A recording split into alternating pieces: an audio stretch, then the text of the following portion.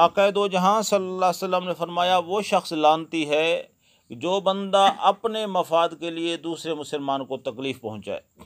وہ بندہ معلن فرمایا آپ صلی اللہ علیہ وسلم نے فرمایا وہ شخص لعنتی ہے جو بندہ اپنے مفاد کے لیے اپنے سکھ کے لیے دوسرے کو تکلیف پہنچائے۔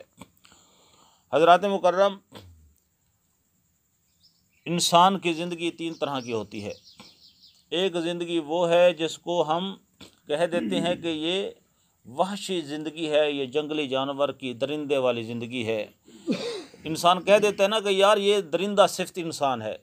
وہ کیا ہوتا ہے کہ وہ اپنی خوشی کے لیے دوسروں کو رلاتا ہے، وہ اپنے سکھ کے لیے لوگوں کو اذیت پہنچاتا ہے۔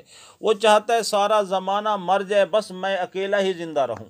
وہ چاہتا ہے کہ بھئی ساری دنیا روئے بس میرے گھر میں خوشیوں کے انبار لگے ہوں۔ یعنی وہ اپنی خوشی کے لیے اپنے سکھ کے لیے زمانے کو رلا دیتا ہے۔ اس کو درندے والی زندگی کہا جاتا ہے۔ جیسے جنگل کا درندہ ہوتا ہے، شیر ہوتا ہے، وہ یہ نہیں دیکھتا کہ جس ہرن کو مار رہا ہوں اس کا پیچھے بچہ بھی دودھ سے مر جائے گا یا اس کا پیچھے کیا بنے گا، بس اس نے اپنا پیٹ بھرنا ہوتا ہے، بس پیٹ بھرنے کی خاطر وہ سب کو چیر پھاڑ دیتا ہے۔ اس کو درندے والی زندگی، درندگی والی زندگی کہا جاتا ہے۔ اور ایک ہے حیوانی زندگی۔ حیوانی زندگی یہ ہے کہ بندہ اپنا پیٹ بھر کر یعنی پیٹ بھر کر کھا لے اور اپنا اچھا کھا لے، اچھا پی لے، اس کو خبر نہیں ہے میرے ہمسائے کے گھر میں بھی کھانا پکا ہے، میرے ہمسائے کے تن پر کپڑے ہیں کہ نہیں ہے، اس کے گھر میں کوئی سکھ ہے کہ نہیں ہے، اس کو پرواہ نہیں ہے۔ جیسے آپ حضرات نے دیکھا ہوگا چراگاہ میں جانور چرنے جاتے ہیں تو جو جانور یعنی پیٹ بھر لیتا ہے وہ سائے میں بیٹھ جاتا ہے، جگالی کرتا رہتا ہے، اس کو خبر نہیں ہے کہ میرے ساتھی بھوکے ہیں، پیاسے ہیں، دھوپ میں ہیں، سائے میں ہیں، کہاں پر ہیں، اس کو کسی کی پرواہ نہیں ہوتی۔ بس اس نے اپنا پیٹ بھرا اور جگالی مارنی شروع کر دی، اس نے سمجھ لیا میں نے سب کچھ کما لیا ہے۔ اس کو حیوانی زندگی کہا جاتا ہے کہ اپنے لیے جیا جانا، یعنی اپنے پیٹ کی خاطر زندہ رہنا، اس کو حیوانی زندگی کہا جاتا ہے۔ لیکن ایک زندگی ہے انسانی جو کہ اسلام سکھاتا ہے، وہ ہے انسانی زندگی۔ انسانی زندگی سے مراد یہ ہوتا ہے کہ دوسروں کے لیے زندہ رہا جائے، دوسروں کے خوشی میں اپنی خوشی محسوس کی جائے، دوسروں کے سکھ میں اپنا سکھ محسوس کیا جائے، دوسروں کے چہرے پر خوشیاں بکھیری جائیں، یہ انسانی زندگی ہے۔ آپ حضرات نے وہ واقعہ سماعت فرمایا ہوگا، آپ کو معلوم ہوگا کہ ایک جنگ کے اندر کہ زخمیوں کو پانی پلایا جا رہا ہے تو حضرت اکرمہ رضی اللہ تعالی عنہ زخمی تھے۔ آپ نے پانی مانگا، جب پانی پلانے والا شخص ان کے پاس پانی لے کر گیا ہے تو اس نے پانی کا وہ کٹورا جو تھا اپنے منہ کے قریب ہی کیا تھا کہ ایک اور آواز گونجی زخمی کہ مجھے پانی چاہیے۔ اور حضرت اکرمہ رضی اللہ تعالیٰ عنہ جو کہ بہت ہی زیادہ اور شدید پیاسے تھے، آپ نے پانی نہیں پیا، فرمایا میرے اس بھائی کو پانی پیا، اس کو مجھ سے زیادہ ضرورت ہے۔ وہ پانی لے کر دوسرے تک پہنچتے ہیں تو دوسرے نے ابھی منہ تک پانی نہیں پہنچایا تھا، تیسری آواز گونجتی ہے کہ پانی۔ اس نے کہا میں نہیں پینا، میرے تیسرے بھائی کے پاس لے کر جاؤ۔ جب وہ تیسرے تک پہنچتے ہیں تو وہ شہید ہو جاتے ہیں۔ وہ پانی پلانے والا پلٹ کر دوسرے کے پاس آتا ہے تو وہ بھی شہید ہو جاتا ہے، وہ پلٹ کر پہلے کے پاس آتا ہے وہ بھی شہید ہو جاتے ہیں۔ یعنی ایک دوسرے کو پانی پلانے کے لیے وہ تینوں نے اپنی جان کہ قربان کر دی۔ اس کو کہتے ہیں انسانی زندگی۔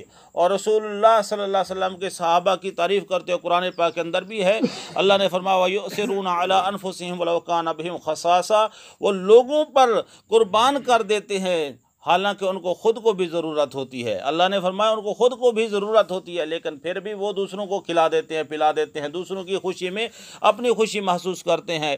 وہ واقعہ بھی بہت بڑا مشہور ہے کہ ایک صحابی رسول نے ایک مہمان کو گھر میں ٹھہرایا اور بیوی کو کہا آپ نے وہ دیا جو ہوتا ہے روشنی کرنے کے لیے اس کو ٹھیک کرنے کی یعنی ٹھیک کرنے کی جگہ اس کو بجھا دینا ہے تاکہ مہمان یہ نہ سمجھے کہ میں کھانا نہیں کھا رہا، کیونکہ کھانا تو ایک بندے کا ہے، یا مہمان کھائے گا یا ہم کھائیں گے۔ اگر ہم نہیں کھائیں گے وہ شرمندہ ہوگا، لیکن ان کو شرمندہ بھی نہیں کرنا، ان کو پیٹ بھر کر کھلانا بھی ہے۔ اس نے وہ دیا بجھا دیا، وہ صرف خالی منہ ہی ہلاتے رہے۔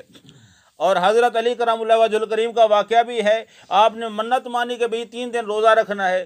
پہلا روزہ رکھا تو کہ یتیم آ گیا، دوسرے دن مسکین آ گیا، تیسرے دن قیدی آ گیا۔ آپ نے 3 دن پانی سے روزے رکھے اور پانی سے ہی افطار کیا اور 3 دن کا کھانا آپ نے غریبوں کو دے دیا۔ یہ ہے انسانی زندگی، یہ ہے اسلامی معاشرہ۔ اگر ہم اثار و قربانی کے جذبات کو اپنے دل میں جگہ دے لیں گے تو یہ جو باطل طریقے سے ایک دوسرے کے مال کو ہڑپ کرنا ہے، اس کو غصب کرنا ہے، ان تمام چیزوں سے جان چھوٹ جائے گی۔ اگر یہ تمام چیزیں ہم چھوڑ دیں تو انشاءاللہ معاشرہ پرسکون اور پرامن ہو جائے گا۔ اور ایک اور بات ہے کہ جو بندہ آ کر آپ کو کوئی بات کہتا ہے کہ بھئی فلاں بندے نے ایسا کہہ دیا، تو آپ نے بھڑک کر اس کے متعلق کوئی لفظ کہہ دیا، اس نے وہی الفاظ ان کے پاس پہنچا دیے، اسی طریقے سے لڑائی جھگڑا شروع ہو گیا۔ تو قرآن پاک ہمیں نصیحت یہ کرتا ہے، یا ایھا الذین آمنوا ان جاءکم فاسق بنبأ فتبینوا ان تصیبوا قوما بجہالۃ فتصبحوا علی ما فعلتم نادمین۔ اللہ نے فرمایا جب بھی تمہارے پاس فاسق بندہ کوئی خبر لے کر آئے تو تمہیں چاہیے تحقیق کر لو، کہیں ایسا نہ ہو کہ جاہل قوم کی طرح تم ان کو کوئی تکلیف دے بیٹھو، پھر علی ما فعلتم نادمین، اپنے کیے ہوئے پر نادم اور شرمندہ ہو کر بیٹھ جاؤ۔ یعنی کوئی بندہ آ کر تمہیں کہتا ہے کہ بھائی فلاں بندے نے تمہیں گالی دی، تو تم اس وقت سوچو کہ جب وہ بندہ مجھے گالیاں دے رہا تھا یہ وہاں پر موجود تھا، اس وقت تو میری عزت کی غیرت نہیں ہے، اب کیوں آ رہی ہے؟ اس سے مراد یہ ہے یہ مجھے لڑانا چاہتا ہے۔ یہی اگر ہم سوچ لیں پھر بھی ہم کسی کے ہاتھ کا کھلونا نہیں بن سکتے۔ تو جب کسی کے ہاتھ کا کھلونا نہیں بن سکیں گے تو کوئی بندہ ہمیں لڑا کر ہمارے یعنی ہمارے مطلب کہ دولت کو نہیں چھین سکتا، ہمارے مفادات کو ٹھیس نہیں پہنچا سکتا، ہمیں ذلیل و رسوا نہیں کر سکتا، اگر ہم اپنی استقامت کا مظاہرہ کریں اور اپنی عقل کو استعمال کریں۔ دعا ہے اللہ رب العالمین ہم سب کو عمل کرنے کی توفیق عطا فرمائے۔ اللہ رب العالمین اپنے حبیب صلی اللہ علیہ وسلم کی ساری امت کی خیر فرمائے، آمین بجاہ سید الانبیاء والمرسلین وما علینا الا البلاغ۔